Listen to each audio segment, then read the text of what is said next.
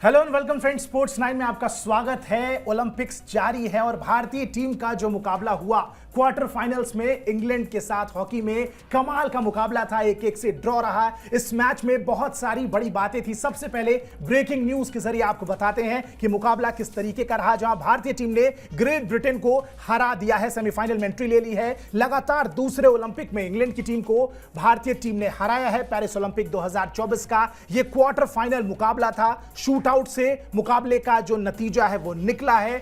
दूसरे ही quarter final में दोनों टीमों ने गोल किया और 1-1 से मुकाबला जो है वो बराबरी पर हो गया था। और उसके बाद जिस तरीके से भारतीय टीम ने सिर्फ 10 खिलाड़ियों के साथ मुकाबले को जीता, बहुत बेहतरीन परफॉर्मेंस भारतीय टीम। और अब टीम सेमीफाइनल में पहुंच चुकी है। बता दें कि बड़े स्टार्टिंग में ही अमित रोहिदास को रेड कार्ड मिल गया और पूरा मुकाबला टीम को 10 खिलाड़ियों के साथ खेलना पड़ा। 1-1 से बराबरी पर था 4 क्वार्टर जब खत्म हुए और कप्तान हरमनप्रीत सिंह ने भारत के लिए पहला गोल किया। लेकिन इंग्लैंड की एक बेहतरीन कमबैक इंग्लैंड की टीम से, ग्रेट ब्रिटेन की टीम से रहा और 1-1 से मुकाबला 4 क्वार्टर खत्म होने के बाद रहा। लेकिन उसके मामला आता है पेनल्टी शूटआउट पे और वहां पे जिस तरीके से भारत की दीवार कहे जाते हैं, the great wall of India, PR Sreejesh ने क्या कमाल का काम किया है। ये आखिरी ओलंपिक है, इसके बाद रिटायरमेंट का ऐलान कर दिया। दीपेश मेरे साथी मेरे मौजूद हैं यहां पे। दीपेश, जिस तरीके से श्रीजेश ने इस मुकाबले में भारतीय टीम की मतलब जान है वो, और जिस तरीके से मुकाबला बचाया, क्या कहना चाहेंगे श्रीजेश की परफॉर्मेंस पे? क्या कहें भाई, कब से बात करते हुए आ रहे हैं, 8, 9, 10 साल, 11-12 साल हो चुके। इतना शानदार खिलाड़ी, इतना शानदार goalkeeper, the great wall of India इनको कहा जाता है। और अपने दम पे 1 वर्सेस 11 क्लच करके भाई पूरी टीम को एक साइड उन्होंने लगा दिया, इंग्लैंड की टीम को। और ये बहुत शानदार जीत है। क्रिकेट की जीत एक तरफ, दूसरे किसी भी खेल की जीत एक तरफ, लेकिन जब हॉकी में टीम जीतती है ना तो बड़ा गर्व सा फील होता है। और कुछ वैसा ही फील हो रहा है। लगातार 2 ओलंपिक्स में ग्रेट ब्रिटेन की टीम को बाहर कर दिया भाई, और क्या चाहिए क्वार्टर फाइनल मैच में। अब सेमीफाइनल मैच का इंतजार है। थोड़ा सा इजी वहां आपको एक मिलेगा कोई ना कोई खेलने के लिए। आपको या तो जर्मनी की टीम मिलेगी या फिर अर्जेंटीना। जर्मनी अर्जेंटीना में से थोड़ा सा मतलब as compare to Australia and Belgium, वहां थोड़ा सा आपको एक इजी टास्क हो सकता है। मतलब कंपैरिजन में वैसे अर्जेंटीना भी 2016 की गोल्ड मेडलिस्ट टीम है, ऐसे हल्के में नहीं लिया जा सकता। लेकिन स्टिल मतलब एज कंपेयर टू बेल्जियम और ऑस्ट्रेलिया, आप थोड़े से स्लाइटली चांसेस ऐसे हैं कि आप फाइनल में इजीली पहुंच सकते हैं। अगर आपके सामने बेल्जियम या ऑस्ट्रेलिया की टीम होती तो ज्यादा मुश्किल होती। एक होप नजर आ रही है। पिछली बार वो होप 41 साल के बाद जगी थी। एक ओलंपिक मेडल की, ब्रोंज मेडल जीतकर हम आए थे वहां से, टोक्यो से। इसके बाद अब इतने साल के बाद हमने 4 साल और 3 साल अच्छी तैयारी और की, और हम शायद अपने मेडल का कलर अब बदल सकते हैं। दीपेश, क्या मेडल का कलर बदलेगा? मेरा अगला सवाल ही आपसे यही था, क्योंकि अर्जेंटीना या जर्मनी मिलेगी सेमीफाइनल में भारतीय टीम को। जो इंपॉर्टेंट चैलेंजेस थे, यानी कि बेल्जियम और ऑस्ट्रेलिया, वो क्वार्टर फाइनल्स अपने अपने खेलेंगे और अगर जीते तो उनका आपस में ही सेमीफाइनल होने वाला है। यानी कि अगर सेमीफाइनल टीम जीत जाती है तो डेफिनेटली वन विन अवे और हमारे मेडल का कलर बदलने वाला है। बिल्कुल, मतलब ग्रुप स्टेज मुकाबले में आपने अर्जेंटीना को जीतने नहीं दिया। जर्मनी से अभी आप खेले नहीं है, लेकिन हरा सकते हैं, उनको हराया जा सकता है। बेल्जियम की टीम थोड़ा सा अभी इंडियन टीम के अगेंस्ट जीत के आई है। बेल्जियम ने ग्रुप स्टेज में भी अपना एक भी मैच नहीं हारा। सारे मैचेस अभी तक बड़े अच्छे खेले हैं बेल्जियम ने। ऑस्ट्रेलियन टीम भी कंपैरिजन, हमने 52 साल के बाद उनको हराया जरूर, लेकिन स्टिल वो थोड़ी स्ट्रॉन्ग टीम है, थोड़ी नहीं बहुत अच्छी स्ट्रॉन्ग टीम है। तो ऐसे में अगर अर्जेंटीना या जर्मनी आपको सेमीफाइनल में मिलते हैं तो अपर एंड आपके पास है, अच्छी फॉर्म में है टीम इंडिया। और फिर श्रीजेश जिस तरह का परफॉर्मेंस उन्होंने किया भाई, खड़े हो गए दीवार बनके। इंग्लैंड के प्लेयर्स के चेहरे पर यह बात समझ में आ रही है। तो वैसे भी इंडियन टीम हारेगी क्यों यार? हम 10 प्लेयर से खेल रहे थे, लगातार अटैक इंग्लैंड का था, हमारे डिफेंस ने अच्छा काम किया, कहीं ना कहीं बहुत शानदार परफॉर्मेंस रहा। लेकिन स्टिल मैं यहां पे बैक करूंगा भाई इंडियन टीम को कि अब सेमीफाइनल जीत के हम फाइनल में जा सकते हैं और अब मेडल का कलर इस साल चेंज हो सकता है। दीपेश, जिस तरीके से कप्तान पे भी बात करनी होगी, हरमनप्रीत सिंह ने जिस तरीके से इस पूरे टूर्नामेंट में भारतीय टीम की जान बने रहे हैं, जिस तरीके से उन्होंने कमाल का प्रदर्शन किया है, जहां जरूरत थी हर जगह वहां पे वो मौजूद रहे हैं। इनफैक्ट आज भी आपको याद होगा पहला गोल हम 10 प्लेयर से खेले ऑलमोस्ट पूरा मैच, और ये बड़ा इंपॉर्टेंट बात होती है। शायद इसी वजह से जो टीम इंडिया थी उसने कहीं ना कहीं चौथे क्वार्टर में उतना अटैक भी नहीं किया। अगर आपने मुकाबला देखा है, नहीं भी देखा है तो आपको बता दें कि जो चौथा क्वार्टर था वहां पे भारतीय टीम पूरी तरीके से डिफेंसिव नजर आई, ज्यादा अटैक करने नहीं गए, क्योंकि उनको पता था कि अगर पेनल्टी शूटआउट तक बात आ जाएगी तब मामला इवन होगा। वरना पूरे मैच में टीम इंडिया ने 10 प्लेयरों के साथ मुकाबला खेला है, क्योंकि अमित रोहिदास बड़े इंपॉर्टेंट खिलाड़ी हैं भारत के, उनको रेड कार्ड दिया गया। अब वो फाउल था नहीं था, इसको लेकर भी लगातार डिबेट चल रही है, लेकिन फिर भी रेफरी का जो नियम, जो उनका डिसीजन होता है वो सर्वमान्य होता है कहते हैं। और अमित रोहिदास को रेड कार्ड मिल गया और मैच के बड़े स्टार्टिंग में ही मिल गया, और स्टार्टिंग से ही भारतीय टीम एक तरीके से डिसएडवांटेज में लगातार खेल रही थी। 10 खिलाड़ियों के साथ दीपेश पूरा मुकाबला खेलना पहला गोल कप्तान साहब का मारना, सरपंच जी का पहला गोल मारना, और उसके बाद ग्रेट ब्रिटेन ने जिस तरीके से कमबैक किया, भारतीय टीम ने पूरी तरीके से दिखाया कि एक प्लेयर शॉर्ट जरूर थे लेकिन मेंटली ये टीम बहुत स्ट्रांग है, बहुत स्ट्रांग है। और अब मतलब पिछले कुछ टाइम में हम मेडल्स के लिए जा रहे हैं, हम बचने के लिए नहीं जा रहे, मैच बचाने नहीं जा रहे कि भाई 5वीं 6ठी पोजीशन किसी तरह मिल जाए, Indian team finished 8 in the group और फलाना ढिमकाना, ऐसा कुछ नहीं है। अब हम मेडल के लिए जाते हैं, अब हमको ब्रोंज मेडल से भी सेटिस्फेक्शन नहीं मिलेगी जिस तरह का गेम हम खेल रहे हैं। हो गया ब्रोंज, ठीक है, आपका एक डर था ओलंपिक मेडल का 41 साल का, अब तो ऑस्ट्रेलिया को भी हरा दिया, ऑस्ट्रेलिया को 52 साल के बाद हरा दिया। सारा काम अभी ऑन पेस चल रहा है, बड़ा अच्छा चल रहा है। मैं नहीं चाहता कि दोबारा इंडियन टीम एक ब्रोंज मेडल मैच खेले, भाई आपको अर्जेंटीना या जर्मनी मिलेगी, हराइए एटलीस्ट सिल्वर। वैसे तो मेरे को अब इतने शानदार परफॉर्मेंस के बाद सिल्वर भी सेटिस्फाई नहीं करेगा, गोल्ड मेडल, वो जो गोल्ड जिसके लिए इंडियन टीम जानी जाती थी, 8 गोल्ड मेडल ओलंपिक्स में, और इसके बाद एक बार फिर से भाई कितने अच्छे अच्छे प्लेयर्स का आपने नाम लिया। ललित उपाध्याय, पूरा गेम खराब गया, अटैक करते समय डिफेंस में कुछ नहीं कर पा रहे थे खास, लेकिन कितने ईज कितने मक्खन के साथ उन्होंने वो जो अपना पेनल्टी शूट आउट में गोल किया, बड़े प्यार से, फील ही नहीं हुआ ऐसा बिल्कुल भी कि कुछ गलत हुआ है या फिर कुछ गलत करना चाह रहे हैं। गोलकीपर के इमोशंस के साथ खेल दिया, बिल्कुल खेला। Same goes for Harmanpreet Singh, captain. भाई साहब किस तरह 1 मिनट ऐसे लग रहा था कि 4-5 सेकंड का वक्त बाकी, अब क्या शॉट खेलेंगे, और लगा कि मिस हो जाएगा, बिल्कुल पूरा गोलकीपर उनको कवर करे खड़े थे, उसके बाद से फिर उन्होंने वो राउंड करके एकदम शॉट मार के 270 डिग्री का टर्न लिया। ये पूरा कॉन्फिडेंस आपको दिखाता है कि इंडियन टीम कहां से कहां दोबारा उठ के आ चुकी है। यही वही लड़के हैं, पिछले 12-13 साल से लगातार आप हरमनप्रीत सिंह को, इसके अलावा मनप्रीत सिंह को, मनदीप सिंह को, PR श्रीजेश को, ललित उपाध्याय को, कितने कितने नाम है, इन सबको इतने सालों से आप खेलते हुए देख रहे हैं। मैं तो बहुत छोटा हुआ करता था जब से इन लोग को खेलते देख रहा हूं, और आज इंडियन हॉकी का मतलब एक समय था जब हम क्वालिफाई तक नहीं कर पाए थे 2008 बीजिंग ओलंपिक्स में, आज वहां से उठ के हम मेडल के दावेदार बन चुके हैं, और अब पूरा देश एक बार फिर से वही उम्मीद कर रहा है कि नथिंग बेटर देन गोल्ड, वही चाहिए। Indian hockey is growing again, Indian hockey is growing again, ये चीज बिल्कुल समझ में आ रही है। दीपेश ने क्या गजब का एक्सप्लेन किया कि 2008 में जहां हम क्वालिफाई तक नहीं कर पाए थे, वहां से उठ के आज यहां तक का सफर। लेकिन दीपेश एक खिलाड़ी है जिसने ये पूरा सफर देखा है, अपनी आंखों के सामने टीम में रह के देखा है, नाम है भारत की दीवार PR श्रीजेश।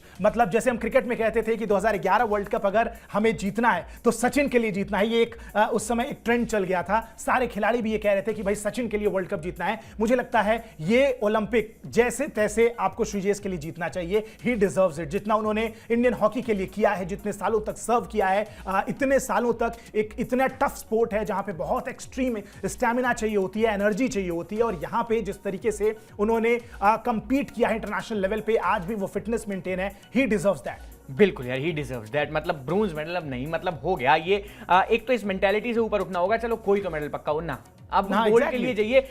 बाकी सारे के सारे मेडल मैंने बड़े अच्छे से सुना है, बड़े बड़े विद्वानों को एक बात कहते हुए सुना है कि मेडल एक ही है, गोल्ड।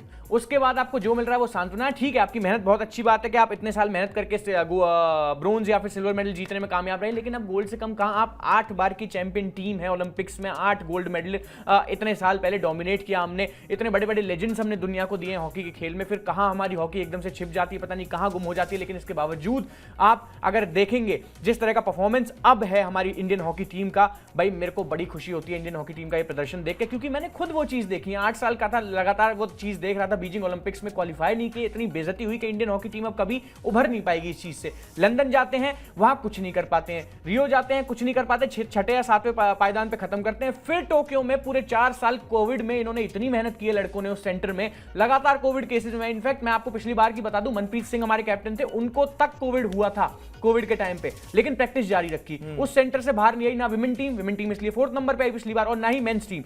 यही था कि अब सीधा सा ओलंपिक्स है, अब हमें ना किसी वर्ल्ड कप से कुछ लेना है, ना FIH चैंपियनशिप जो होती है उससे कुछ लेना, और शायद यही वो प्रैक्टिस, शायद यही वो टीम, और जिस कॉन्फिडेंस की आप बात कर रहे हैं कि हम दुनिया की छाती पे चढ़ के हॉकी खेल रहे हैं, ये चीज बड़ी अच्छी है। पेरिस, पूरा यूरोपियन देश वहां थे, सब सारा सपोर्ट पेरिस को, और कहीं ना कहीं मैं अभी भी कहूंगा ये बहुत बड़ी बात हो जाती है, लेकिन हल्का सा बाइसनेस आपको दिखी जब अमित रोहिदास को वो कार्ड मिला। वो इंटेंशनली नहीं था, लेकिन अंपायर ने माना कि इंटेंशनली था, लेकिन इसके बावजूद रेड कार्ड दिया गया। सेम बॉक्सिंग में इतना खराब काम चल रहा है इंडियन टीम के साथ।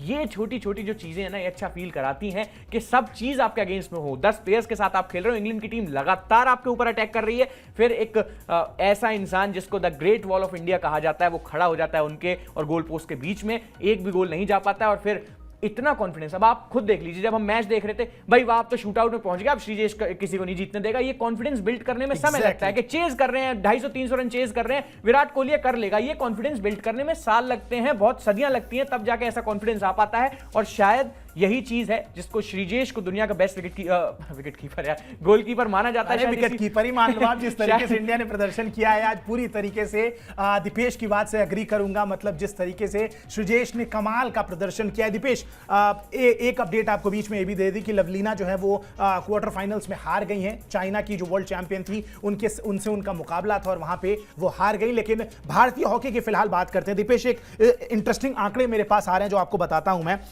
टोक्यो ओलंपिक में हमने ग्रेट ब्रिटेन को हराया, उसके बाद हम 3-1 से हमने हराया, ठीक है। उसके बाद FIH हॉकी प्रो लीग में 4-4 से हुआ और इंडिया ने पेनल्टी शूटआउट में जीत लिया।